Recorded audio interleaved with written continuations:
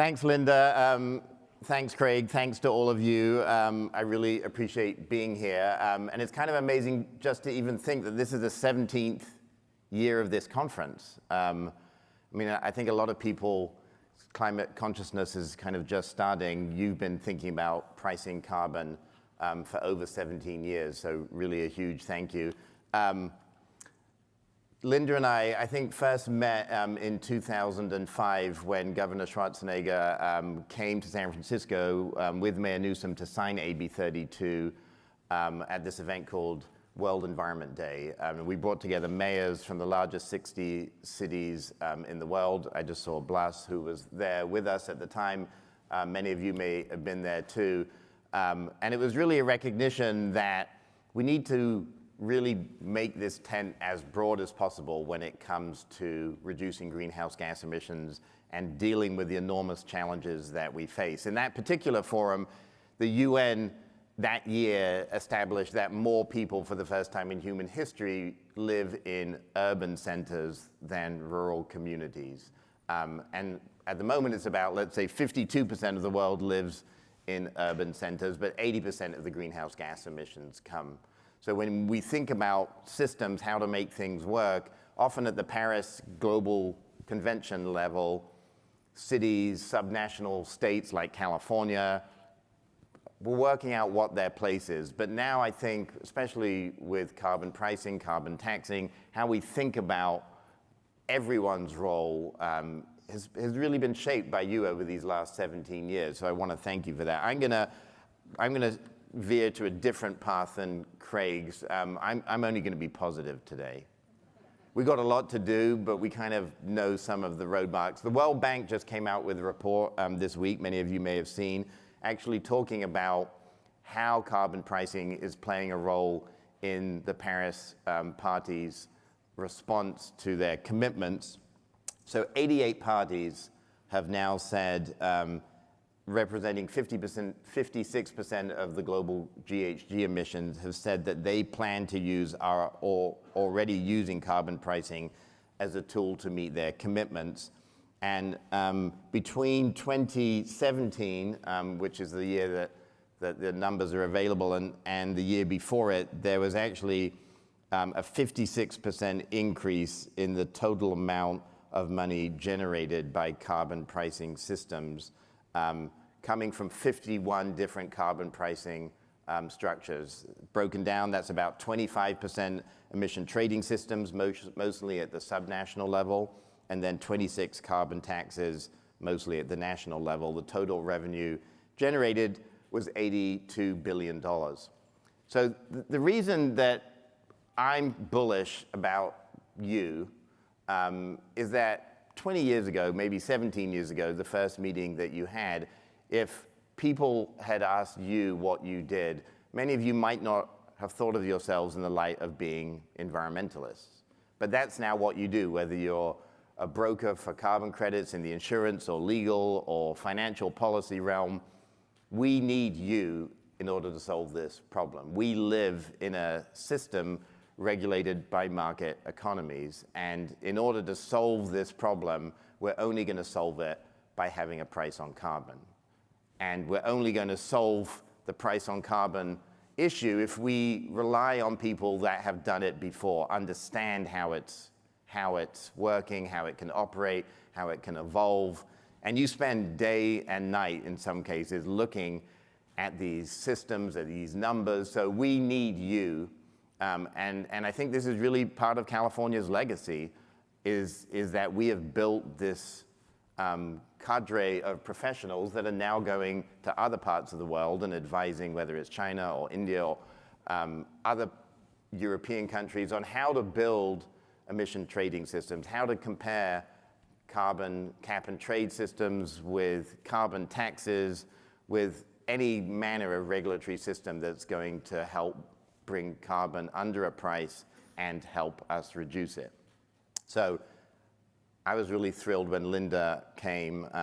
What Linda represents from the Schwarzenegger administration, I think, is also really important and something that we need to emphasize, which is that pricing really does allow this once again to become a bipartisan issue. That is the way we're going to get back into a bipartisan discussion.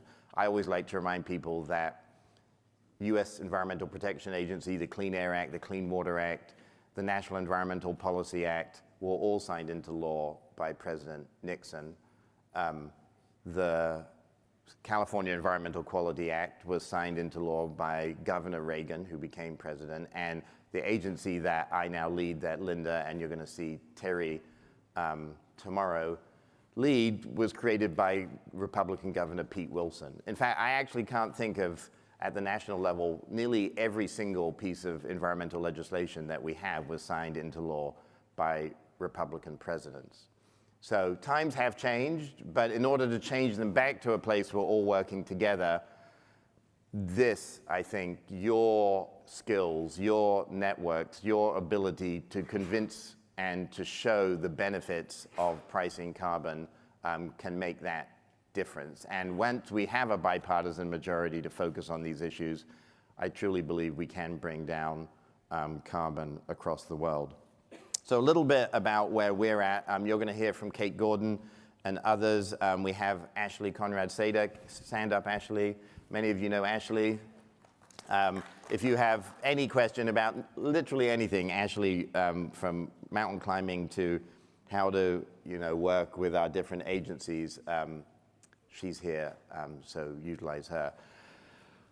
We at Cal EPA, I think more than ever, are really trying to bring all the agencies together under a one Cal EPA rubric so that we're all thinking about how we work together. So rather than the water board looking at the water energy nexus completely separate from the air resources board, and many of the air resources board folks apologize for not being here.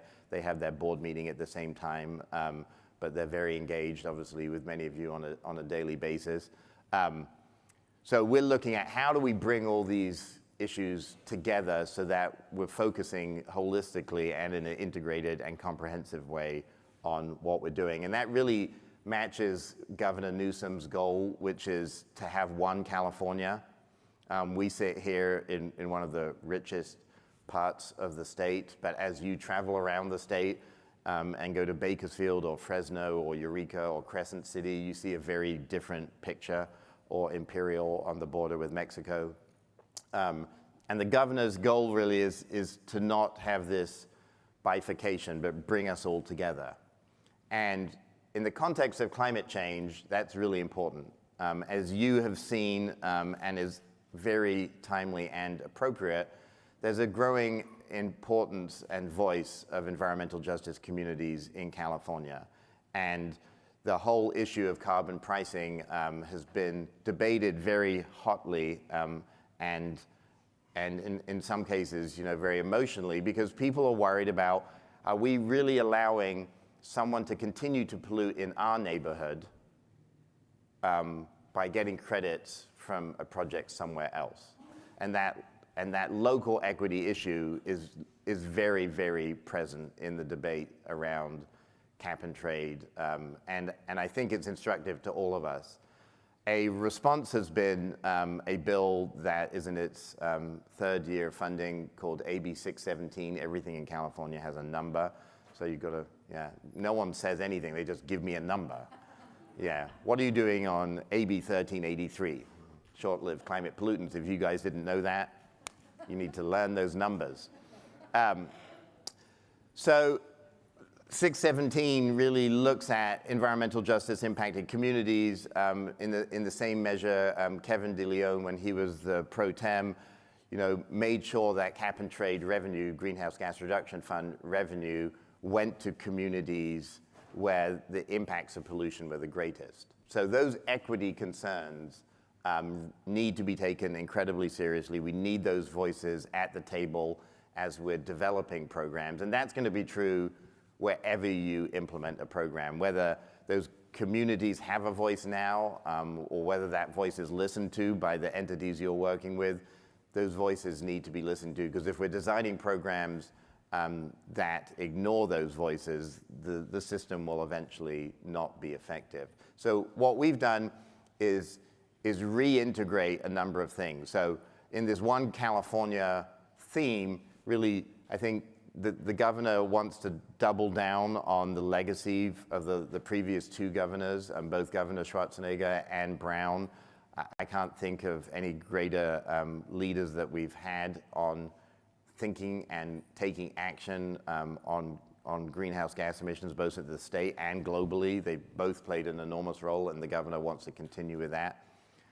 Obviously, climate resilience, as Craig mentioned, as Ram Ramanathan, he phoned me 2 weeks ago to say, Jared, you know, the IPCC report is way unrealistic when it comes to when we're going to get to 1.5 degrees C increase. That's going to happen, in his estimation, by 2027 in California. And the impacts of that we're seeing today in increased wildfire, in increased air pollution issues, in drought, in flooding, in mudslides. California has been hit hard. And just to give you an example of our agency, another part of our agency, Cal Recycles, is in charge of doing the debris removal and cleanup after the fires. And just one fire in Paradise, in my first week on the job, we signed a $1 billion contract for the cleanup of just that one community. So the costs that we are incurring today as it relates to climate change are incredibly real and very hard to pay for. So if we're not dealing with resiliency, you know, there's been a very concerted and important focus on mitigation from, you know, we heard about what Hawaii is doing. California under SB 100 has a goal of getting to carbon neutrality in the energy sector by 2045. In the scoping plan that ARB put out, we're looking at how to get to carbon neutrality statewide. We have a goal of getting 5 million electric vehicles on the road by 2030. So we have some pretty audacious and big goals as it relates to mitigation. Resiliency, I think, is going to will be a big focus of this administration.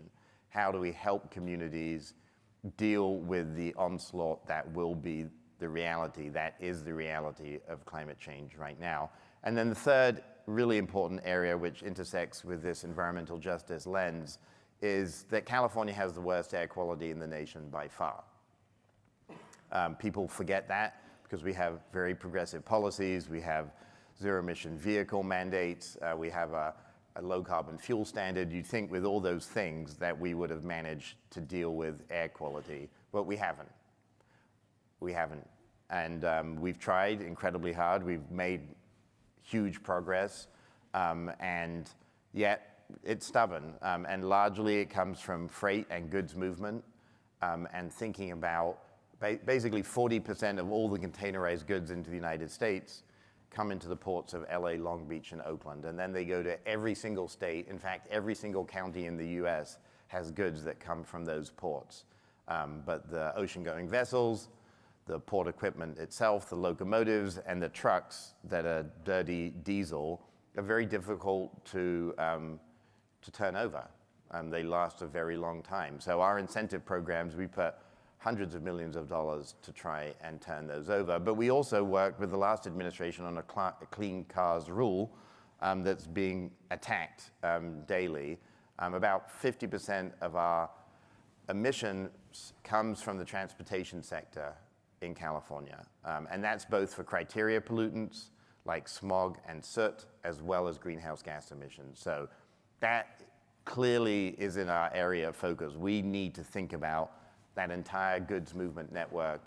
And we need to think about how you can play an important role, because a lot of this is internationally driven. And the mechanisms that you think of that have financial teeth, or more importantly, financial incentives, are going to be the ones that I think are effective. I'll give you an example of kind of a cool one. So Walmart had a program to reduce packaging by 5%. And they did that over a 10-year period. And one of the impacts of that was they were able to take 150,000 trucks off the street. 150,000 trucks, because they were able to deliver the same amount of stuff in smaller packages, just by packaging reform, just by 5% reduction. So when we're thinking about where to get savings, how to think about what actions can be taken where to reduce greenhouse gas emissions, I think we need to think very broadly, we need to think very equitably, and we need to think about being, as both Linda and Craig said, very targeted and aggressive, because this isn't a time to play in the margins. It really isn't. This is a time to understand where we're going to get the biggest bang for the buck, and literally the buck is the important part. You, by monetizing reductions in greenhouse gas emissions, create a system of incentives that people listen to, people understand, people appreciate, and is having a big difference. It isn't the only thing that California is doing, and a lot of people come to us and say, is cap and trade like if we just do one thing? And our point is, you can never just do one thing. It's an all of the above strategy. If we didn't have a low carbon fuel standard, if we didn't have building codes, if we didn't have policies that targeted and helped focus money on low-income communities, this whole thing would not work. So one of the lessons needs to be, when you're talking to clients, when you're talking to folks that are thinking about developing these programs, it has to be integrated with other policies, and you know this, in order to work. I'm particularly interested in talking to you and learning about the insurance industry. In California, I think insurance is already playing a large role. We just came out with a strike force report on wildfires that related to Pacific Gas and Electric. But as we think about how to deal with the future of climate change and climate risk, there's a lot of opportunity to shape local policy about how we think about insurance, as well as how we think about the work that you do. So I'm incredibly excited and bullish on you as a new wave of environmentalists. You may not go out in front of whaling vessels and little rubber dinghies in your day job, but you are on the front lines of helping protect our planet and those financial instruments. I grew up as an environmental attorney, and that's the only way that I could have been doing this for 25 years, because, you know. So as growing up as an environmental attorney, I really was hit by this concept of the polluter paying. And the polluter pays principle really makes a lot of sense. You kind of helped turn that on its head and put a price on pollution so that pollution pays. And that subtle change about thinking about pollution in a different light and how we price it, I think has the best chance of helping us get out of this crisis. Thank you.